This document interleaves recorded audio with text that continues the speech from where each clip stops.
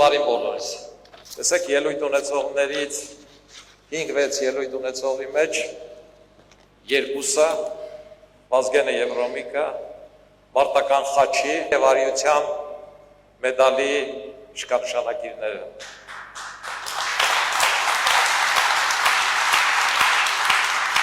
Պատերազմի բովով անցած, պատերազմի դառնությունը ու հաղթանակի երջանկությունը վայելած մարդիկ։ Այսօր 2026 թվականին պատերազմից 6 տարի հետո ինչքան էլ մենք փորձենք այլ ուղղություններով մտածել, մեր ժողովրդի սրտում, մտքում եղած հիմնական հարցը նա է. արդյոք այս խաղաղությունը հարատև է, թե ոչ։ Արդյոք նոր պատերազմ կլինի, թե ոչ։ Արդյոք մենք պատրաստ կլինենք նոր պատերազմին դիմակայելու, թե ոչ։ Այս խնդիրներն է, որը մեր ժողովուրդը ինքն իրեն տալիս է, ու այս խնդիրների պատասխանը լսելով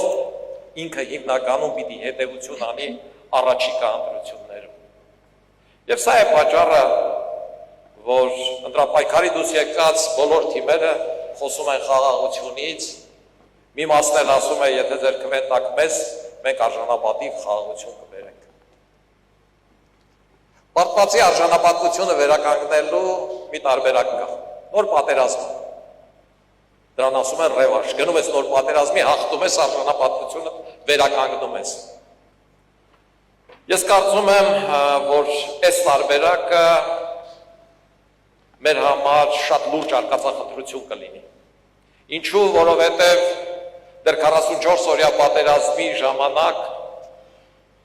արժանապատիվ խաղաղություն խոստացողներից ոմանք դիրքերում կռվող հայ սպաներին կոչ էին անում գալ Երևան, Երևանում փոխել իշխանությանը, հետո նոր գնալ պատերազմի։ Այսինքն, այս իրավիճակը Հայաստանում ներքաղաքական դեռ չի փոխվել։ Հետևաբար նոր պատերազմի ու այս պատերազմի պարտությունից հետո նոր պատերազմում հաղթելու ու այդ տարբերակով արժանապատվությունը վերականգնելու տարբերակը ոչ միայն արկածախնդիր, այլև շատ վտանգավոր է։ Կա երկրորդ տարբերակ, ինչի կողմնակիցը ես եմ։ Այդ տարբերակը երկրորդ համաշխարհային պատերազմում պարտություն կրած Գերմանիայի եւ Ճապոնիայի տարբերակն է։ Այդ երկու երկրները նվաստացուցիչ խաղաղության համաձայնագրեր կնքեցին,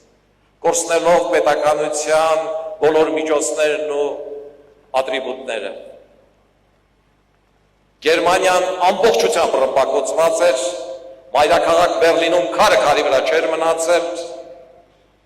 մայրաքաղաքը բաժանված էր 4 մասի։ Ճապոնիայի Հիրոսիմա ու Նագասակի քաղաքների վրա ատոմային ռումբ էին գցել, ճառագայթումից մարդիկ մեռնում էին ու չգիտեին, թե ճառագայթումը մինչև ուր կհասնի։ Բայց այդ ժողովուրդները ոգով չմեռան։ Իրենք կարողացան ոտքի կանգնել, իրենք համախմբվեցին, իրենց գնահատեցին իրենց երկրի տնտեսության մեջ եղած ներուժը, իրենց սեփական ներուժը։ Այդքան ջահելների կորցրած լինելով հանդերձ 10 տարի հետո այս երկու երկրները կարողացան աշխարհի ամենաարագ զարգացող պետությունները դառնալ։ Իսկ 20 տարի հետո պարտադրեցին անգամ իրենց հաղթող հակառակորդին հարգել իրենց, ընդունել իրենց խաղի կանոնները։ Այսօր նման զգացողություն է ունենում Բերլին կամ Տոկիո այցելած միջին վիճակագրական ռուսը, որն ինքն իրեն հարց է տալիս, արդյոք ես հաղթել էի։ Սիրելի ժողովուրդ,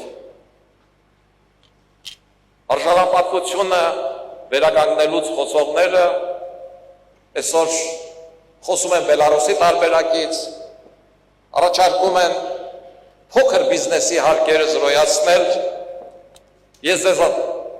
առաջարկում եմ Գերմանիայի ու Ճապոնիայի տարբերակը։ Չգիտեմ, գուցե ամբիցիոզ է, բայց ես վստահեցնում եմ ձեզ, որ Գերմանիայի ու Ճապոնիայի տարբերակները ամբողջությամբ իրագործելի են։ Ես Հայաստանի տնտեսական եւ մարդկային ներուժին տեղյակ մարդ եմ։ Իմ աշխատանքի բերումով հետագայում 25 տարի քաղաքական կյանքում այդ ուղղությունները հետազոտելով միանշանակ ասում եմ ձեզ, սիրելի ժողովուրդ, Հայաստանի Հանրապետության արժանապատվությունը վերականգնելու միակ միջոցը Հայաստանի տնտեսությունը ոտքի կանգնեցնելու մեջ է։ Հայաստանը պիտի տասնապատկի իր բյուջեն, 80 միլիարդ բյուջեի պարագայում է, որ խաղաղությունը կդառնա հարատև, որ մեզ սկսեն հարգել, որ մեր հակառակորդները մեզ իրենց պայմանները չեն պարտադրի, որ խաղաղությունը իսկապես կդառնա արժանապատիվ եւ Հայաստան եկած Ադրբեջանի որևէ դելեգացիա իրեն կզգա Երևանում այնպես, ինչպես իրեն զգում է Բերլինում կամ Տոկիոյում միջին վիճակագրական ռուսը։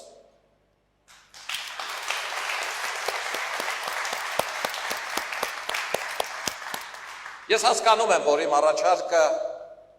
ժամանակատար է և ջանքեր պահանջող, բայց վստահեցնում եմ ձեզ, որ Հայաստանը այլընտրանք չունի։ Մենք այլընտրանք չունենք, մենք իսկապես պատասխանատվություն ունենք եռագրում ննջող մեր եղբայրների առաջ, Լեռնային Ղարաբաղից Հայաստան տեղափոխված մեր եղբայրների առաջ, Սիրիայից ու Լիբանանից Հայաստան տեղափոխված մեր հայրենակիցների առաջ, մենք պատասխանատվություն ունենք ուժեղ պետություն դառնալու, մենք այդ պատասխանատվությունը իրագործելու մի տարբերակ ունենք, Հայաստանի տնտեսությունը զորացնելով։ Հիմա սիրելի պատվիրակներ,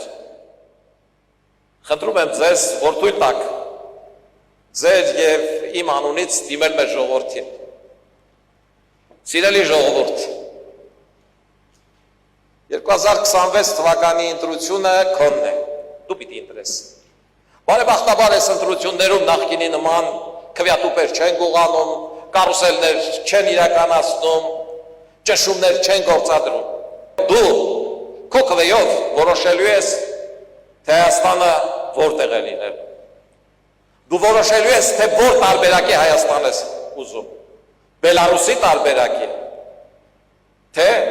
Ճապոնիայի ու Գերմանիայի։ Սիրելի ընտրող,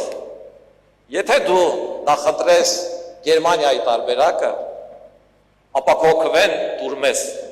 Հանրապետություն կուսակցությանը, եւ ես 100% երաշխավորում եմ քեզ, որ այնպես ինչպես Հայաստանի Եվրամիության անդամակցությունը ազգային ժողովում հաստատելով հիմք դրեցինք դեպի Եվրոպա գնալու, այնպես էլ Հայաստանի տնտեսությունը ոտքի կանգնելու հիմքերն ենք դնելու նոր ազգային ժողովում։ Հետևաբար, թող Աստված օրհնի ձեզ այստեղ նստածներից, թող Աստված օրհնի ողջ հայությանը և թող Աստված օրհնի Հայաստանի Հանրապետությանը։ Ամեն։